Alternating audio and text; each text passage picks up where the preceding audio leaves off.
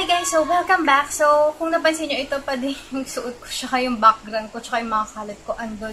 Actually, isasama ko sana to, idudugtong ko sana to dun sa Divisoria Hall, kaso magiging masyado nang mahaba yung video, and sineparate ko na lang yung Divisoria Hall ko versus dun sa mga products and mga items na nabili ko sa mall. So, yun, magiging masyadong mahaba na kasi yung video, kaya kinap ko na lang. So, yun. So, let's start is from the brand OGX. So, ito siya, OGX.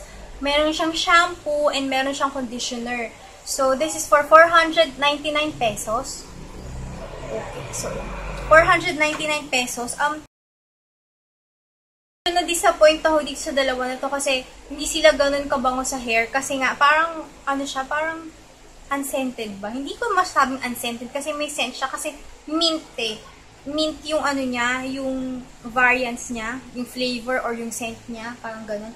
Mint siya. So, mararamdaman mo, may mint ka sa hair, pero at the end of the day, wala kang maamoy na amoy flower or amoy fruity yung hair mo kasi nga, mint siya. And, medyo expensive siya kasi for 385 ml, 499 pesos each. Pero, kung tatanungin mo ko sa hair, malambot siya sa hair, actually. Cute niya. Ayun. Nagustuhan ko siya kasi nga, lalagyanan ko ng mga eyeshadow ko na madalas kong ginagamit. At least ito, yun. Nandito na sila. Sa loob niya, meron siyang lock, which is hindi ko pa trinay kasi sabi ko baka mamaya, kapag nila ko, hindi ko na mabuksan. So, ito siya. Parang yung regular na train case, pero maliit na version. So, ito, yan. Tapos, ang cute niya kasi, meron siyang mirror dito. Ayun. May mirror. Tapos, nandito nakalagay yung aking mga eyeshadow. Ayun, na konti. Yan, nakikita nyo ba? May eyeshadow doon. Yan. Tapos, pag ginanyan mo, meron pa dito. Ito yung mga eyeshadow ko, na iba ko, yung mga color tattoos ko na eyeshadow. Dito ko siya inilagay. Ayan, Maybelline. Tapos, yung mga iba kong eyeshadow din na madalas kong ginagamit. Pero hindi naman ako mahilig mag-eyeshadow. Ito, nandito siya. Ayan, yung mga iba. So, yun. Ang cute niya. At saka color black siya. I think dalawang color to. May silver, merong black. Pero, pagdating ko, wala na yung silver nung bumalik ako. Pero okay lang naman kasi mas maganda yung black kaysa, sa paningin ko, mas maganda yung black kaysa dun sa silver. Pero yun nga lang, yung silver yung unang naubos. So, ang cute. Essence. Ito siya, Essence na eyebrow pencil. Shade 04 Blonde. So, maganda to. May suklay na rin. Tapos, ito yung itsura niya. So, ito yung kanyang shade. This is for, nakalimutan ko yung price. Ilalagay ko na lang down below. So, ito yung kanyang shade. Naubusan na kasi ako nung Nichido na Mineral Precise Eye Pencil and Taupe. And pagtingin ko sa SM, wala akong makita out of stock. So, naghanap ako ng medyo lighter. So, ito siya. Ito yung itsura nung pencil. Eyeliner na liquid eyeliner from Essence pa rin. Sale to eh. Ano to? Nabili ko to ng 50 pesos pero 139 pesos yung original price nito. And ito siya. And maganda naman. Nalagay ko minsan sa inner corner siya sa ilalim ng eyelids ko. Ito. Okay. So, ayan. 50 pesos. Ayun siya. And ito siya. And maganda naman, nilalagay ko minsan sa inner corner siya sa ilalim ng eyelids ko. Ito. Okay. So, ayan. 50 pesos. Ayun siya. And nagulat na ako kasi yung mga blushes nila, dating parang less than 400 pesos, naging 100 pesos na lang. So, Essence. And another from, hindi na pala to Essence. This is the Tinted Brow Gel from Nichido for 238 pesos. So, ito siya. Medyo pricey siya kasi Nichido. Ganun. Hindi naman. Pero, yun nga. Pero, marami siyang laman. Hindi ko pa ito natatry kasi yung Maybelline na fashion brow ko in yellow brown, which is lagi kong ginagamit. I think more than a year na yun. Sobrang tagal na nun. As in, ayaw talaga niyang maubos. Hindi talaga siya naubos. Sobrang dami ng laman niya. And sobrang favorite ko yung gamitin. Halos yun lang talaga yung brow gel na ginagamit ko sa mahabang panahon. And sabi ko, medyo paubos na siya, pero hindi pa rin talaga siya ubos. Pero gusto kong mag-try ng ibang brand naman. And ito yung nakita ko sa Nichido. Medyo light. And yun, sana mag-match siya sa aking hair color. So, 238 pesos sa Nichido. And nasa Nichido na rin lang tayo. Itong sponge na to, itong bilog. 40 pesos. And yun, lagi ko itong binibili. Hindi ko kasi masyadong feel gamitin yung sponge na blender sponge. Yung parang teardrop yung shape. Hindi ko kasi gusto yung shape niya. And mas comfortable akong gamitin to. Kasi kapag ginagamit ko siya, nakaganto yung dalawa kong fingers and pag ganun siya sa face. And although mas matigas to, mas nagagawan ko to ng paraan para lumambot siya. And parang feeling ko, mas comfortable ako kapag ito yung ginagamit ko. So, yun. And siguro, i-upload ko yung video ko kung paano yung ginagawa ko dito para mapanatili kong mas malambot itong sponge na to. And mas fresh and mas malinis kung paano ko siya tinatago or sinasanitize. So, mag-antay na lang kayo, watch out for that. And since nasa Nichido na rin lang tayo, ito Nichido na pangtasa, 36.50 ang isa, mura lang. Meron ako yung sa Everbili na yung dalawahan. And yun, medyo parang nasira na yung takip niya. And ito kasi iiwanan ko lang to sa office para pag kailangan ko ng pantasa sa office, kasi hindi ko kailangan magdala ng pantasa sa loob ng bag. Kasi parang nagkakalat siya sa makeup bag ko and nagkakaroon ng mga eyeliner yung yung mga makeup ko. So, ito 36.50 lang. Sa 2358, actually si mama yung bumili nito. Fate Scent, an air fragrance. So, mura lang to, parang wala pa bang 100 pesos dalawa. Ito siya. Natuwa lang ako sa lalagyan niya, pero parang hindi ko gusto yung smell niya. Ito. Ayan. Ang cute ng lalagyan niya, mura lang, no?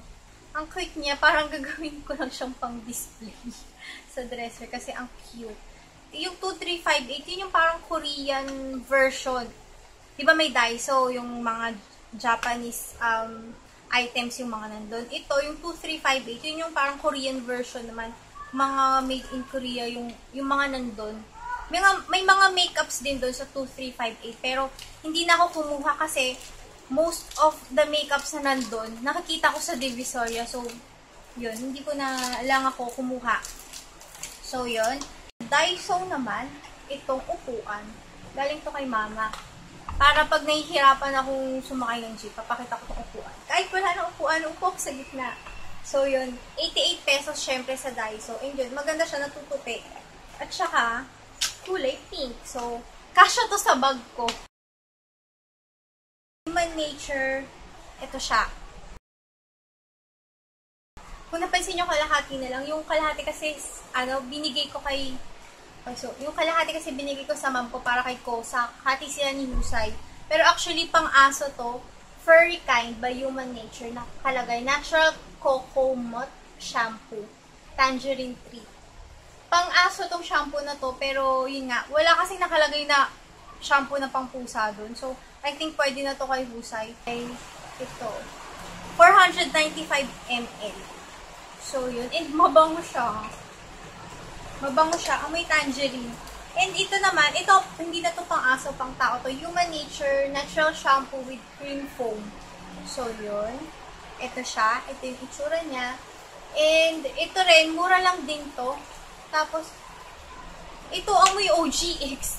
Hindi ko alam, parang iisa lang sila. Nasaan na ba yung OGX kanina? Ito, parehas sila ng amoy ng OGX. Tapos yun, wala rin siyang floral na fragrance kasi peppermint yung, yung cool peppermint. So, yun. Yun, hindi ko naisip. Sana pala, dalawang klase to, may aloe vera, merong peppermint. Sana pala yung aloe vera yung binili ko kasi parang na-duplicate lang niya tong OGX. And then, ito, gumawa ako ng review para dito. Ito yung, Detail Makeover Contour and Blush Palette 4-in-1. Ang regular price nito is 499 pesos. Pero I think nakasale ito hanggang July 23 ng buy one, take ones kapag sa Facebook or Instagram. And I think sa ibang branches nila, naka 50% off to. So, ito siya. And, meron siyang 6 na laman. May 2 blush, meron siyang bronzer, contour, highlight. Ito siya.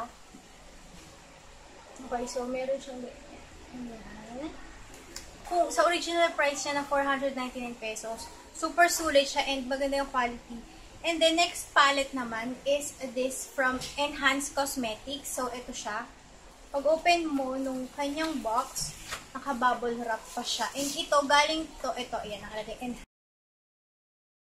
Enhanced. Okay, so, galing to sa nung nag-workshop kami, pinamigay ito sa amin, sa Enhanced Workshop na, ng chicken pork adobo na event. So, yan, ito siya.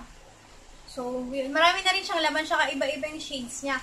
Meron siyang mga basic shades like browns and blacks. Tapos, meron siyang mga bright shades like pink, violets, blues, and greens. So, ito siya. So, gumawa ako ng gumawa ako ng makeup look using this palette.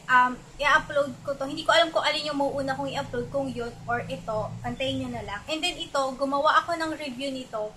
If ever na available na yun, ilalagay ko yung link ng video ko nito down below sa description box. This lipstick, ito galing to sa aking mga tito at tita tsaka mga pinsan. Ito, tanan, lipstick, Menaw. So, ito hindi ko pa ito na-try. Gusto ko itong i-try kasi ang meron lang ako, di ba, yung kiss proof na Menaw. So, ito yung Menaw Generation 2 long-lasting lip gloss. Pero I think hindi to lip gloss na glossy sa lips. Ito yung parang matte yung dating. Ito siya. And ang ganda ng shade niya. Great for everyday. Okay. So, ito siya. Yung pagka-pink niya, magagamit mo siya for everyday. So, yun. And I have two lipsticks. Ito. Ito yung shade niya. Pink. Pero yan, mas gusto ko yung shade nito. Nitong Menor.